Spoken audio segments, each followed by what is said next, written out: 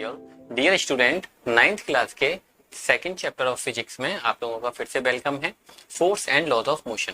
अब तक मैंने आप लोगों को बताया हुआ है फर्स्ट लॉ ऑफ मोशन क्या होता है, सेकंड लॉ ऑफ मोशन क्या होता है and third law of motion क्या होता है। हर टॉपिक में कुछ इंपॉर्टेंट क्वेश्चंस भी मैंने आप लोगों के साथ में शेयर किए। याद रखिएगा, उन सारे क्वेश्चंस को अच्छे से समझ के लर्न कर लेना। न्यूमेरिकल्स हैं, उनको कई बार सॉल्व करके देखना, अपनी अपनी बुक्स में से भी न्यूमेरिकल्स की प्रैक्टिस करना, ये एग्जाम में जरूर आते हैं। अब इस वीडियो में मैं आपको बताने वाला हूँ law of conservation of momentum क्या होता है। याद रखिएगा, टॉपिक का नाम क्या है, law of conservation of momentum. क्या होता है कंजर्वेशन वर्ड का मतलब, वो भी मैं आपको बताने वाला हूँ। तो वीडियो को स्टार्ट से लेके लास्ट तक पूरा देखिएगा, okay, don't skip the video. इसके लिए मैं एक छोटा सा आप लोगों के साथ में एग्जांपल लेता हूं कि अगर कोई एक ऑब्जेक्ट है मेरे पास में, मान लीजिए एक बॉल हमने बनाई, इसका मास है मान लीजिए 2 किलोग्राम की एक बॉल है, ओके, मूव कर रही है, चल रही है with the speed of 3 metre per second. ठीक है, एक और दूसरी बॉल है, मान लिया इसका मास है हमारे पास में 3 किलोग्राम और ये मूव कर रही है 1 मीटर पर सेकेंड से।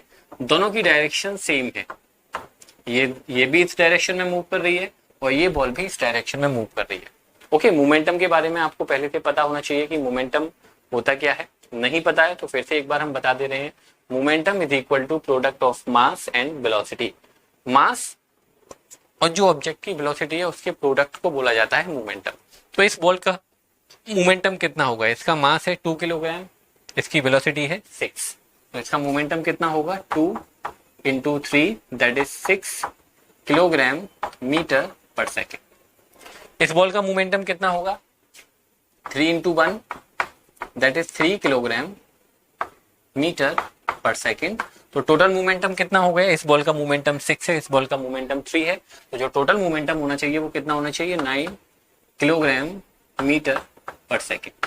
Okay, this is the total momentum before collision. ये अभी टकराए नहीं है, टकराने से पहले इन दोनों का मोमेंटम कितना है 9 किलोग्राम मीटर पर सेकेंड। अब क्या होगा, क्योंकि इस ऑब्जेक्ट की स्पीड ज्यादा है, इस ऑब्जेक्ट की स्पीड कम है, तो कभी ना कभी ये दोनों बॉल आपस में क्या होंगी, टकराएंगी। टकराने को हम बोलते हैं कोलिजन, कोलाइड करेंगी। ओके, तब कोलाइड करेंगी तब क्या होगा भाई, कोलाइड करने के बाद में अलग अलग भी हो सकती है, कुछ भी हो सकता है। मास तो जितना है उतना ही रहेगा, इसका मास 2 किलोग्राम है तो 2 किलोग्राम ही रहेगा, इसका मास 3 किलोग्राम है तो इसका मास 3 किलोग्राम ही रहने वाला है। लेकिन अब आप सोचो, जब टकराएंगी तो अभी तो टकराने से पहले इसकी वेलोसिटी 3 मीटर पर सेकंड है, इसकी वेलोसिटी 1 मीटर पर सेकंड है। क्या टकराने के बाद भी इतनी ही स्पीड से चलेंगी या स्पीड बदल जाएगी, तो डेफिनेटली है सर, जब टकराने से पहले इतनी स्पीड है तो टकराने के बाद में जो स्पीड होंगी वो कुछ अलग होनी चाहिए। आफ्टर कोलिजन हमने माना कि इसकी जो स्पीड है वो चेंज होगी, 1.5 मीटर पर सेकेंड हो गई और इसकी स्पीड हमने मान लिया 2 मीटर पर सेकेंड होगी। ओके, स्पीड बदल जाएंगे लेकिन मास चेंज नहीं होंगे, मास जितना है उतना ही रहेगा, लेकिन टकराने के बाद में क्या चेंज हो जाएगा, वेलोसिटी में चेंज हो जाएगा। तो इसका मोमेंटम अब टकराने के बाद में क्या होगा 2 into 1.5 that is 3 kilogram metre per second. इसका मोमेंटम कितना होगा 3 into 2 that is 6 kilogram metre per second. Okay, अब टोटल मोमेंटम कितना है 3 + 6 that is 9 kilogram metre per second. तो आपने क्या देखा कि सर मोमेंटम पहले इस ऑब्जेक्ट का 6 था अब 3 है, मोमेंटम पहले इस ऑब्जेक्ट का 3 था अब इस ऑब्जेक्ट का 6 है, लेकिन जो टोटल मोमेंटम तो चेंज हो गया ऑब्जेक्ट का, एक पर्टिकुलर ऑब्जेक्ट का मोमेंटम चेंज हुआ, लेकिन जो टोटल मोमेंटम है वो टकराने से पहले before collision 9 kilogram metre per second था और अभी भी 9 किलोग्राम मीटर पर सेकेंड है। मतलब मोमेंटम में कोई भी चेंज नहीं हुआ। यही होता है कंजर्वेशन, कि कोई चीज हमारे पास जितनी है वो उतनी ही रहे। जैसे बोला जाता है कि कंजर्व द वाटर, वाटर को कंजर्व करो, बोला जाता होगा। रेन वाटर हार्वेस्टिंग में कई सारे तरीके ऐसे होते हैं जिससे हम वाटर को कंजर्व कर सकते हैं। आप लोगों को पढ़ाया जाता होगा कंजर्वेशन ऑफ वाटर। तो मतलब क्या है कि तो हमारे पास में जितना है वो उतना ही रहे, ना तो वो कम हो ना ही वो ज्यादा हो। यही होता है कंजर्वेशन ऑफ मोमेंटम में, कि अगर कोई दो ऑब्जेक्ट हैं उनका मोमेंटम चल रहे हैं तो कुछ ना कुछ मोमेंटम डेफिनेटली होगा, लेकिन टकराने के पहले जितना टोटल मोमेंटम है और टकराने के बाद जितना टोटल मोमेंटम है वो दोनों हमेशा इक्वल ही रहेंगे। वो ना तो कम होंगे ना ही ज्यादा होंगे। That's why we can say that the total momentum of the objects before collision is equal to total momentum of the object after collision. एक तो तरीका ये है law of conservation of momentum को राइट करने का। दूसरा तरीका एक ये भी होता है dear student, momentum is neither created nor destroyed. इस स्टेटमेंट को तो आप हमेशा याद कर लो, momentum is neither created nor destroyed. इसके बारे में हम आप लोगों को आगे भी law of conservation of energy भी पढ़ाएंगे, law of conservation of mass भी पढ़ाएंगे। कंजर्वेशन का कोई भी लॉ हो, बस आप लोगों को इतना ध्यान रखना है, जैसे law of conservation of mass की बात करें तो mass is neither created nor destroyed. Law of conservation of energy की बात करें तो energy is neither created nor destroyed. Law of conservation of momentum की बात करें तो momentum is neither created nor destroyed.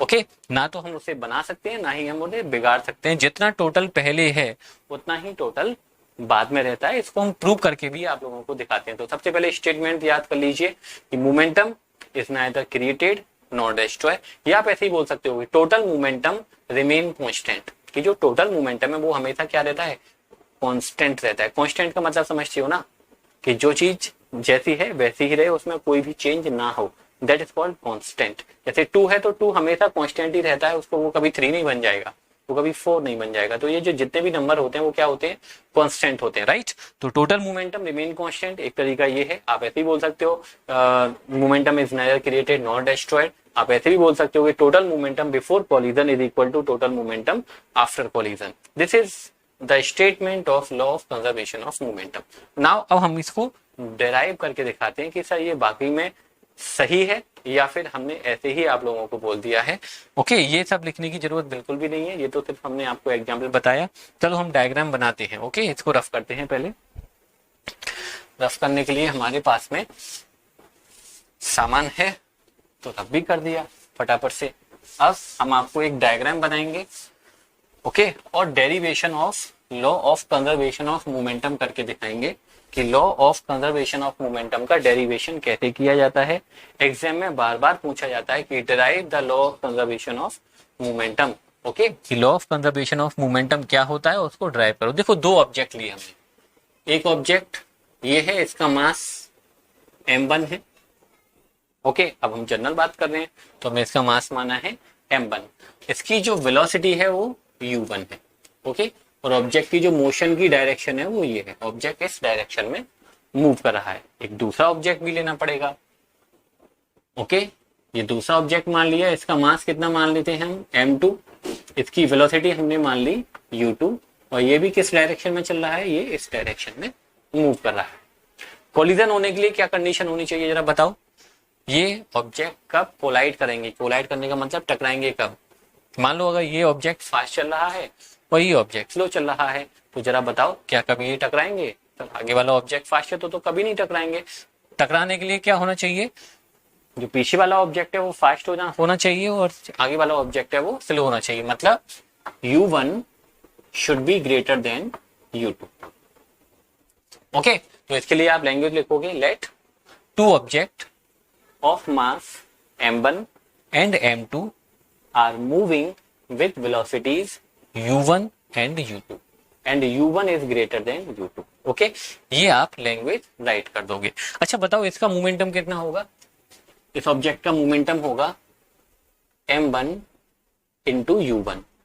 इसका मोमेंटम कितना होगा, भाई मास है m2, वेलोसिटी है u2, और टोटल मोमेंटम कितना हो गया, दोनों को प्लस कर दीजिए, m1 u1 plus m2 u2। ये क्या है, टोटल मोमेंटम। क्या है ये, टोटल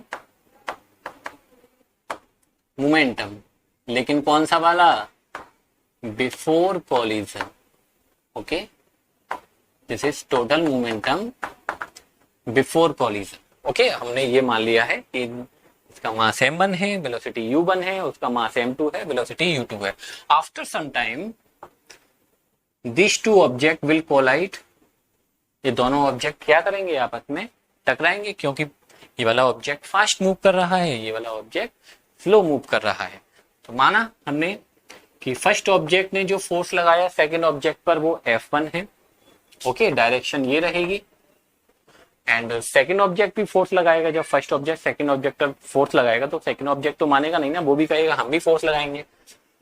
और हमने मान लिया कि जो सेकंड ऑब्जेक्ट है उसने फर्स्ट ऑब्जेक्ट पर कितना फोर्स लगाया है, F2, करेक्ट।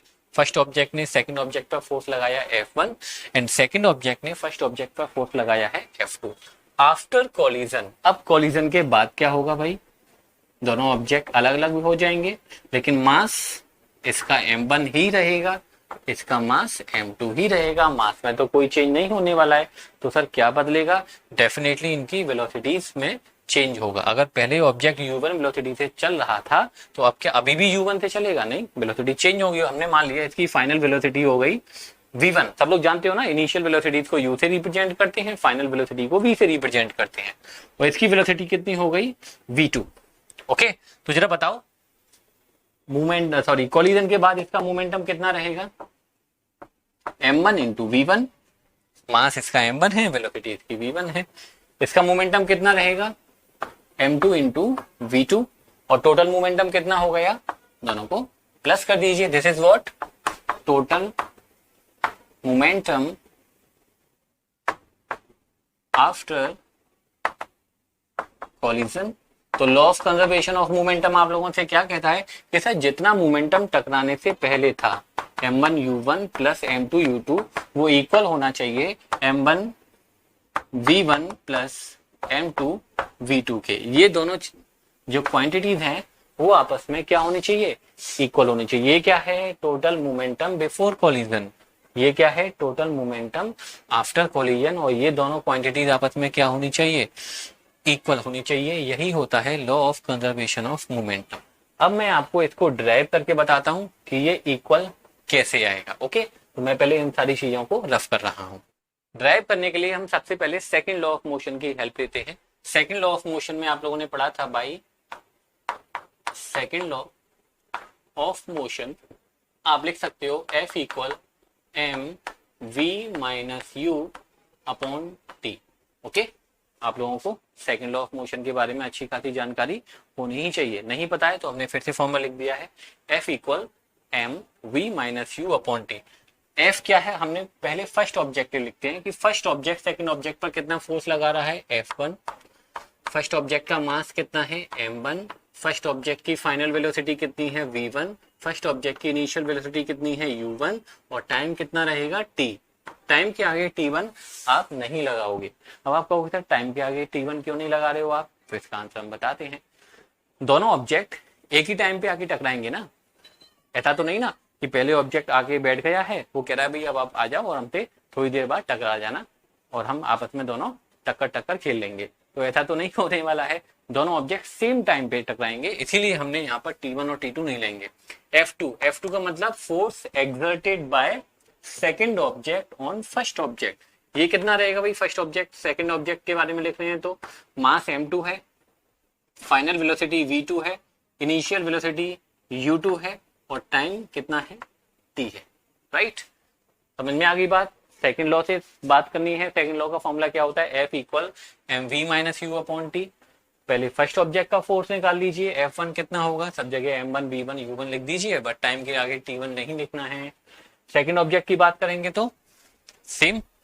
अब थर्ड लॉ में आप लोगों ने क्या पढ़ा था, third law of motion. Third law of motion में आपने क्या पढ़ा था, चलिए याद करो। न्यूटन अंकल ने आपको बताया था कि अगर कोई ऑब्जेक्ट, एक ऑब्जेक्ट दूसरे ऑब्जेक्ट पर फोर्स लगाता है तो दूसरा ऑब्जेक्ट भी पहले ऑब्जेक्ट पर उतना ही फोर्स लगाएगा, बट इन ऑपोजिट डायरेक्शन। याद आ गया, to every action there is equal and opposite reaction, हमने ऐसे भी लिखा था। तो बताओ जरा फर्स्ट ऑब्जेक्ट ने कितना फोर्स लगाया है, सर आप कहोगे फर्स्ट ऑब्जेक्ट ने जो फोर्स लगाया है वो है F1। सेकंड ऑब्जेक्ट ने कितना फोर्स लगाया है, सेकंड ऑब्जेक्ट ने फोर्स लगाया है F2। तो ये दोनों इक्वल होने चाहिए या नहीं चाहिए, बिल्कुल इक्वल होने चाहिए सर, F1 और F2 इक्वल होने चाहिए थर्ड लॉ के अकॉर्डिंग। लेकिन डायरेक्शन अपोजिट है, और डायरेक्शन अपोजिट के लिए आपको क्या लगाना पड़ेगा, माइनस साइन लगाना पड़ेगा। माइनस साइन या तो आप इधर लगा सकते हो या फिर आप इधर लगा सकते हो। आप यहां से हटा के माइनस साइन को यहां भी लगा सकते हो। ओके, लेकिन दोनों जगह नहीं लगाना है, इस बात को ध्यान रखना, एक जगह लगाना है, या तो इधर लगा दीजिए या फिर इधर लगा दीजिए। माइनस साइन क्यों लगा रहे हैं, क्योंकि सर जो फोर्सेज हैं वो कैसे हैं, अपोजिट हैं। ये माइनस साइन क्या शो करता है कि F1 और F2 इक्वल तो है, लेकिन दोनों फोर्सेस की जो डायरेक्शन है वो अपोजिट है। ओके, तो F1 की वैल्यू कितनी है यहां से हम देख के लिखने वाले हैं, M1 V1 minus U1 upon T। F2 की जो वैल्यू है, पहले माइनस साइन लगाइए, F2 कितना है, M2 V2 minus U2 upon T। T से ये T कैंसिल आउट हो चुका है, M1 का अंदर मल्टीप्लाई करेंगे तब कितना आएगा, M1 into V1 minus M1 into U1 equal minus M2 V2 and due to this minus will become plus M2 U2। Okay, इतनी बात क्लियर हो गई। अब आप क्या करेंगे, देखिए M1 V1 यहीं पर रहने दीजिए, ये माइनस M2 V2 है, इसको इधर ट्रांसपोर्ट करेंगे, it become positive M2 V2 equal, ये M1 U1 इधर नेगेटिव है, उधर ट्रांसपोर्ट करेंगे तो पॉजिटिव हो जाएगा। तो हम इसको क्या लिखने वाले हैं, M1 U1 और ये M2 U2 यहाँ पर ऑलरेडी पॉजिटिव है, तो इसको पॉजिटिव ही रहने दीजिए, M2 U2। तो जरा बताओ ये क्या है, M1 V1 मोमेंटम है, लेकिन टकराने से पहले का या टकराने से बाद का, तो सर V1 फाइनल वेलोसिटी है ना, तो टकराने के बाद का पहले ऑब्जेक्ट का, ये दूसरे ऑब्जेक्ट का है, प्लस हो रहा है, तो this is total momentum after collision. Okay, ये क्या है, टोटल मोमेंटम आफ्टर कॉलिजन। इसके बारे में सोचो, ये क्या है, M1 U1 mass into velocity, sir momentum है, U1 इनिशियल वेलोसिटी है, तो सर ये इनिशियल मोमेंटम होगा, ये दूसरे वाले ऑब्जेक्ट का है, तो this is total momentum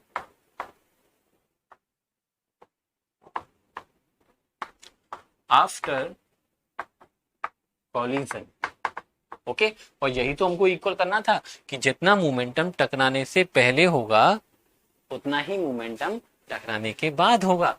momentum ना तो कम हुआ और ना ही ज्यादा हुआ, वेलोसिटी में जरूर चेंज हुआ है, लेकिन जो टोटल मोमेंटम है ऑब्जेक्ट का बिफोर कॉलिजन दोनों हमने आफ्टर लिख दिए हैं।